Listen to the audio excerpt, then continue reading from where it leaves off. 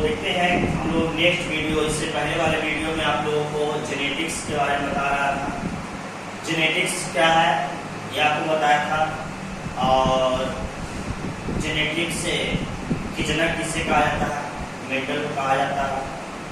और इस तरह से इम्पॉर्टेंट टर्म्स ऑफ जेनेटिक्स का चर्चा कर चुके थे। इससे पहले 2 वीडियो डाला गया है, आप उससे जरूर नए जो विद्यार्थी देखे वो जरूर देख लें। आज का जो मेरा टॉपिक है कि father of genetics, who is the father of genetics. तो आप जानते हैं Mendel is the father of genetics, और हम लोग आज जानेंगे history of Mendel. Mendel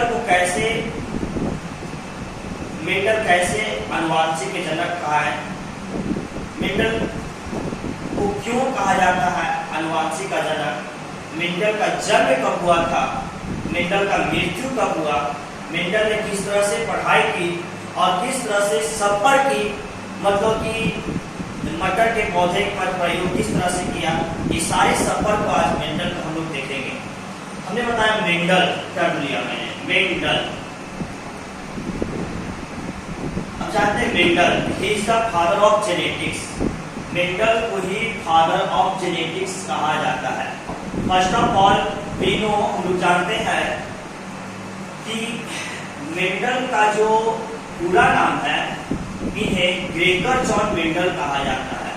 Gregor John Mendel कहा जाता है, इनका पूरा नाम ग्रेगर जॉन मेंडल है। Gregor John Mendel. यहाँ से इतने सारे प्रश्न आपको ऑब्जेक्टिव आएंगे, हर कॉम्पिटिटिव एग्जाम, हर आपका बोर्ड एग्जाम में जेनेटिक्स से अगर प्रश्न पूछा जाए तो ये कभी भी नहीं छोड़ता है ये टॉपिक। इस चलते आप वीडियो को ध्यान से देखिएगा और मेंडल के सफर को आज हम ले चलते हैं आपके सामने। कहा जाता है कि मेंडल का जीवनी देखा जाए तो कहा जाता है कि 1822 ईस्वी से 1884 ईस्वी तक इसका पूरा जीवनी है इनका। 1822 to 1884 इनका जीवनी है। कहने को 1822 में इनका जन्म हुआ और 1884 में हम लोग क्या हो गया, इनका मृत्यु हो गया। तो हम देखते हैं, हमने बताया आपको हिस्ट्री ऑफ मेंडल, हम क्या पढ़े, हिस्ट्री ऑफ मेंडल। तो हमने बताया मेंडल का पूरा नाम ग्रेगर जॉन मेंडल है। इनका जन्म 1822 में हुआ, 1884 में मृत्यु हुआ। बताइए कि 1822 में कब जन्म हुआ, तो 22 जुलाई 1822, मतलब कि 22 जुलाई है ना 1822 में इनका बर्थ होता है, जन्म होता है। और देखा जाए कि ये बहुत ही पुअर फैमिली से बिलोंग करते थे। इनके अगर फादर देखा जाए तो इनके फादर फार्मर थे, कहते हैं इनके फादर फार्मर थे। और ये बार बार अपने पिता से पूछा करते थे कि फूल का आकार कैसा होता है, बीज के फूल का आकार कैसा होता है, फिर है ना मतलब कि मटर के बीज का आकार कैसा होता है, फूल का रंग कैसा होता है, फली का आकार कैसा होता है, फली का रंग कैसा होता है, ये सारे पिताजी से पूछे जाते थे। और इनकी जानकारी इनके पिताजी को ही रही थी। तो देखते हैं ये बहुत ही पुअर फैमिली से बिलोंग करते थे, लेकिन ये पढ़ाई किया और पढ़ाई करके अपना मैट्रिक और ग्रेजुएशन की पढ़ाई तक की। और इन्हें कम वर्ष में, बहुत ही कम वर्ष में, 16 वर्ष की उम्र में, मात्र 16 से 17 वर्ष की उम्र में इन्होंने हर टीचर की नौकरी की। अपने पढ़ाई को आगे जारी रखने के लिए इन्होंने टीचर बना, शिक्षक का नौकरी प्राप्त किया। और जल्द ही शिक्षक की नौकरी के बाद इन्हें 1847 ईस्वी में ये फिर एक चर्च में रहने लगे पादर, और वहां पे चर्च में, ऑस्ट्रिया के एक चर्च में रहने लगे। और ऑस्ट्रिया के चर्च में यह बहुत जल्द ही पादरी का मतलब कि पद ग्रहण कर लिया, पद धारण कर लिया, पादरी वहां बन गए। क्योंकि वहां के बाग बगीचों का इनका पूरा लगाव था, बहुत जुड़े रहते थे, इसलिए जूलॉजिस्ट वैज्ञानिक इन्हें मतलब बॉटनिस्ट से इनका पूरा लगाव था, जिससे चलते चर्च में यह जल्दी पादरी बन गए। फिर पादरी की सहायता से, मतलब कि चर्च की सहायता से इन्होंने 1851 ईस्वी में 1851 ईस्वी से में इन्हें चर्च की सहायता से एक यूनिवर्सिटी में, वीना यूनिवर्सिटी में इन्होंने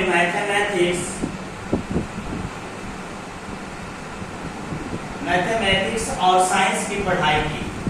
यूनिवर्सिटी में, वीना यूनिवर्सिटी में मैथमेटिक्स और साइंस की इन्होंने पढ़ाई की और फिर 1953 तक वहाँ उन्होंने पढ़ाई किया। और फिर देखा जाता है कि एक जो बहुत ही इंपॉर्टेंट क्वेश्चन बताने जा रहे हैं, 1856 से 1863 तक, अगर इसका मतलब कि देखा जाए, पीरियड देखा जाए 1856 से 1867 तक 7 वर्ष का गैप होता है। इस 7 वर्ष तक इन्होंने लगातार मटर के पौधे पर प्रयोग किया। किसके पर? तो मटर के पौधे पर लगातार प्रयोग किया। ऐसे तो इन्होंने पत्ती से इसके विभिन्न लक्षणों पर प्रयोग किया, लेकिन 7 विभिन्न लक्षण जो किए इन्होंने विभिन्न 7 विभिन्न लक्षणों पर प्रयोग किया। कितने लक्षणों पर? 7 विभिन्न लक्षणों पर जो प्रयोग किया, जो कि इंपॉर्टेंट इसका है, आपको बताएंगे वो 7 कौन-कौन से लक्षण है मेंडल का। तो इस 7 विभिन्न लक्षणों पर प्रयोग किया। क्वेश्चन आता है ऑब्जेक्टिव कि मेंडल ने मटर के कितने पौधे, मटर के पौधे पर कितने विभिन्न लक्षणों पर प्रयोग किया? तो मेंडल ने मटर के 7 विभिन्न लक्षणों पर प्रयोग किया। चलिए देखते थोड़ा सा वो 7 लक्षण क्या थे। अब तो पहले बता दें एक चीज, मेंडल ने किसके पौधे पर प्रयोग किया? तो मेंडल ने मटर के पौधे पर प्रयोग किया। इसके पौधे पर? मटर के। और मटर को इसका अगर साइंटिस्ट नेम कहा जाता है तो पाइसम सटाइवम कहा जाता है। क्या कहता है?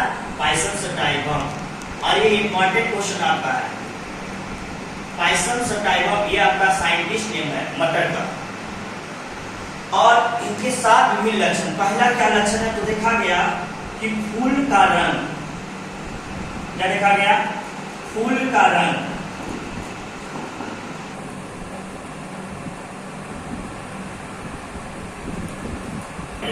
मेंडल ने मटर के 7 विभिन्न लक्षणों पर प्रयोग किया। और यहाँ पे जो इम्पोर्टेंट क्वेश्चन है बनता है आपका, एकदम इम्पोर्टेंट ये है, आप एकदम इम्पोर्टेंट माने।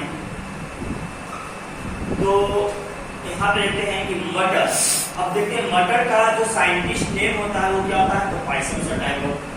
मटर के जो 7 विभिन्न लक्षण पर जो प्रयोग किया इन्होंने, पहला बताया कि फूल का रंग, दूसरा फूल का आकार, तीसरा बीज का रंग, चौथा बीज का आकार, पांचवा पौधा की लंबाई, छठा फली का रंग और 7वां क्या था? फली का आकार।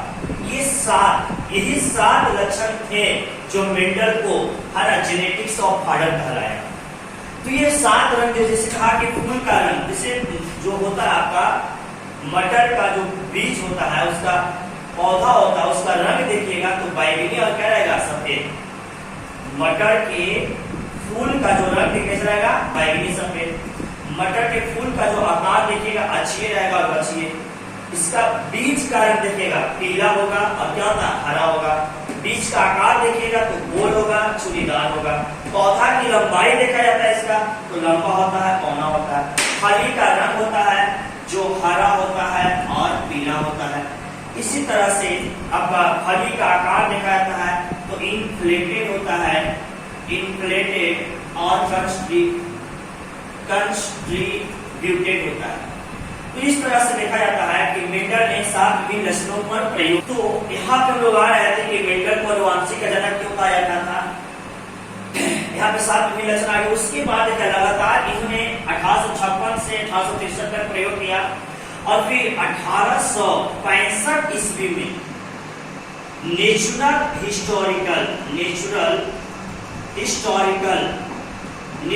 हिस्टोरिकल मतलब कि एक मेला लगा था और उस मेला में नेशनल हिस्टोरिकल में इन्होंने जो प्रयोग किया 7 सालों में मटर के पौधा पर 32 किया था, लेकिन 7 छाट कर किया था, जो कैरेट निकला था वहां पे ले गए। लेकिन उस समय के वैज्ञानिक जो चार्ल्स डार्विन थे, चार्ल्स डार्विन का प्रयोग का जांच पड़ताल चल रहा था। चार्ल्स डार्विन के जांच पड़ताल के कारण इनके प्रयोग को दाब दिया गया, क्योंकि चार्ल्स डार्विन ने मेंडल का जो प्रयोग किया था वो जान रहे थे कि इसका प्रयोग सही है, लेकिन चार्ल्स डार्विन साहब अपने प्रयोग को सही करने के लिए इनको दूसरे प्रयोग पर प्रयोग करना शुरू कर दिया। कहा कि आप अगर पौधा पे ये चीज पे हनी बी पे आप प्रयोग करिए, और हनी बी का प्रयोग जो किया मेंडल का वो असफल हो गया, जिसके कारण इसका देखिए 1866 में होगा। 1866 में इन्होंने अपने पुस्तिका में इसे प्रकाशित भी किया। और जब चार्ल्स डार्विन ने कहा मेंडल साहब को कि आप हनी बी पर प्रयोग करिए, हनी बी पर जो इन्होंने प्रयोग किया उनका मेंडल का गलत हो गया, जिसके कारण मेंडल का मनोबल गिर गया, टूट गया। और 1866 के बाद मेंडल का क्या हुआ? तो 1866 के बाद मेंडल का क्या हुआ? 1866 के बाद मेंडल फिर वो पादरी में लग गए और चर्च में फिर उन्होंने मनोबल टूटने के कारण वो इस प्रयोग पे ध्यान का आकर्षित जो था वो हट गए यहाँ से, और फिर वो पादरी पे ज्यादा ध्यान देने लगे, चर्च पे ध्यान देने लगे। और फिर 6 जुलाई 1884 को किडनी खराब होने के कारण उनका मृत्यु हो गया। जीते जी मेंडल ने अपने जो प्रयोग किया था उसका कोई लाभ नहीं उठा पाए, उनको कोई भी चर्चा नहीं हुआ। परंतु फिर मरने के 1884 में मृत्यु हुआ। मरने के 16 वर्ष बाद, कितने वर्ष बाद? 16 वर्ष बाद। 16 वर्ष अगर जोड़ा जाए तो 90 ईस्वी हो जाता है। मतलब कि 16 वर्ष बाद जो देखा जाए तो 1900 ईस्वी में 3 वैज्ञानिकों ने मिलकर मेंडल के प्रयोग को सिद्ध किया। वो 3 वैज्ञानिक जो थे वो भाग्यशाली वैज्ञानिक कौन थे? वो फर्स्ट वैज्ञानिक थे हुगो डी ब्रिज, जो वैज्ञानिक थे हॉलैंड के थे। हुगो डी ब्रिज कहाँ के थे? हॉलैंड के थे। दूसरा थे वॉन सेनमार्क, और तीसरा जो वैज्ञानिक थे हुगो डी ब्रिज हॉलैंड के थे, वॉन सेनमार्क आपके ऑस्ट्रिया के थे,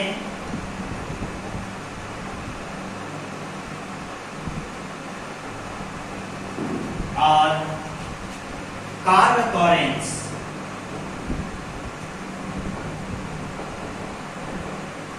जो आपके जर्मनी के थे। ये 3 वैज्ञानिकों ने मिलकर मेंडल के प्रयोग को सही निकाला, क्योंकि जब इन्होंने नेशनल हिस्टोरिकल ऑफ सोसाइटी में तीनों ने जेनेटिक्स का सही अध्ययन करना शुरू किया, तो पहले पता लगाया कि कोई इस पे चर्चा तो नहीं किया है। तो जब तीनों जाकर इसके प्रयोग को पढ़े और इसके प्रयोग को जब निकाले तो सब सही निकला। तो मरने के बाद सोचिए 1884 में मेंडल साहब का मृत्यु हो गया। मरने के 16 वर्ष बाद 1900 ईस्वी में तीनों वैज्ञानिकों के सहयोग से मेंडल के प्रयोग को सही निकाला गया। और फिर 1902 ईस्वी में है ना बेटसन नामक वैज्ञानिक ने क्या किया? जेनेटिक शब्द का प्रयोग किया, जो कि नामकरण 1905 में हुआ था। अब ये जो सारे सब प्रयोग सिद्ध हुए, उसके बाद कहा गया कि नहीं, मेंडल का किया गया प्रयोग सब सही था, इसलिए मेंडल को अनुवांशिक का जनक कहा जाता है।